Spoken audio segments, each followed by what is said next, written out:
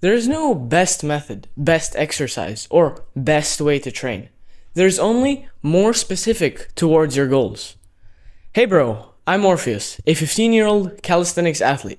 As of now, I can do 60 kilo dips, 40 kilo pull-ups, and I learned the handstand push-up in 3 days because of my weighted dips. These are the mistakes I made, so you can skip them and make even faster progress than I have. So first off are deloads. Deloads are easy training weeks to recover from something called accumulated fatigue. If your weights or reps haven't been increasing in the past 2 to 3 weeks, you need to deload right now. How you do this is by taking either halving everything, so half reps, half sets, half weight, half days. So you would go to the gym 2 times per week, like 2 times in that week, and you would train half the sets you normally would, with half the reps and half the weight. It'll be super easy, but this is the point. And the reason why we're actually still training during this week is so that when you go back, the weights don't feel heavy.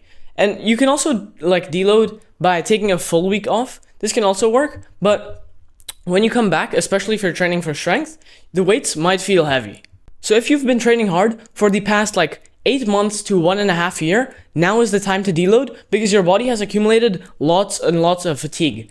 After this, take your next deload in the next 8 weeks roughly, maybe in the next 7 weeks. So you take your 1 week deload, then you have 7 weeks of training, then your next deload. That way you can kind of always be in this good amount of gains and not have this diminishing returns, you know? So if your gains go like this, right? They slowly start going down, and then you take a deload about here. So you can just restart that, just do it again. So you always maximize your gains essentially. And that way you also don't have to mentally burn out, and you just you're able to stay motivated and have the energy to keep on going to the gym. If you want to learn more about the specifics of deloading and calisthenics training in general, I have my free community and courses that is linked in the description.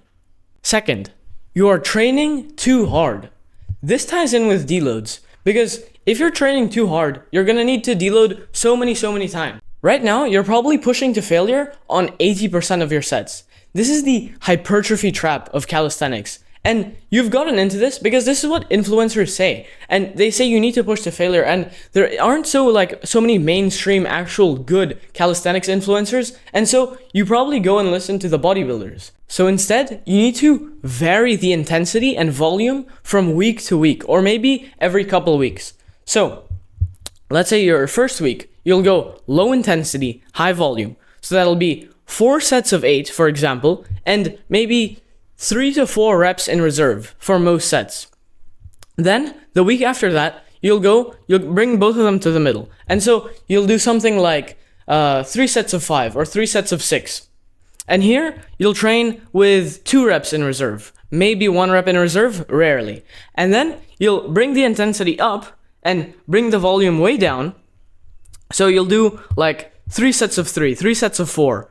With RPE 10, that means you train with no reps in reserve. RPE just means RPE 8, it's 2 reps in reserve. RPE 7, 3 reps in reserve. It's the opposite of reps in reserve. This was the reason why I felt unmotivated and tired to go to the gym, because I accumulated so much volume by training low volume, high intensity, and I was doing that every single week. And so what happens is, since you're not on steroids, probably aren't if you're watching this video, you can't recover from such high intensity so quickly. And so you need to vary it so your body doesn't adapt too well to one of them. And by adapt, I mean it becomes more efficient, basically becomes more lazy, builds us muscle, builds us strength. And so we need to vary it so we're always giving it something new. This is what world-class powerlifters, gymnasts use. This is the base for their sports. This is unnegotiable for them.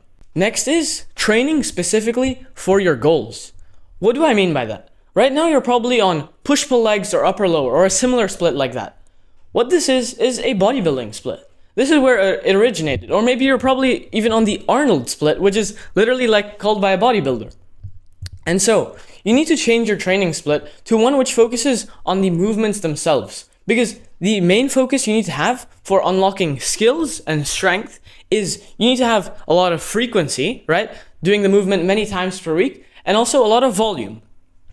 Because the guy who'll do, let's say, more pull-ups will just be better at pull-ups. And so you need to essentially we need to get the volume up, and so we cannot keep the intensity high if the volume is high. So we drop the intensity and instead just bring the volume up.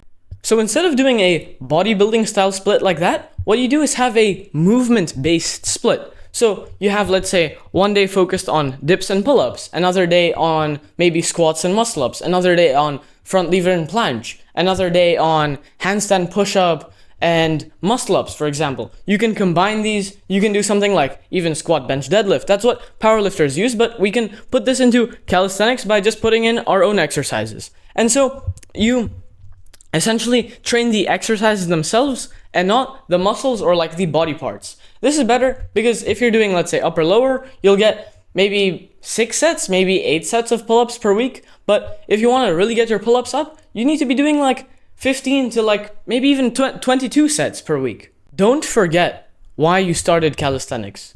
You wanted to unlock the cool skills like muscle-ups, handstand push-ups, maybe just handstands. But you're now diverting your attention to bodybuilding, like bodybuilding maybe with calisthenics. Maybe you're doing too many isolations. I talked about this in my last video, but essentially you need to make sure to keep your first goal in mind. Maybe your goals changed, sure. Maybe you do want to get into bodybuilding, but if you're watching this video, I can assure you 99% of you watching this video do want to like specify towards calisthenics and not towards bodybuilding. So why are you using a bodybuilding split? The moment I went from a bodybuilding split to a movement-based split, my gains were so much better because you're able to just specify your body to what you actually wanted to like learn. If you're already strong, right? Maybe you did the bodybuilding stuff. You're going to get super fast gains doing a movement-based split because you're able to adapt all your strength. Let's say you did quite a lot of rows, for example.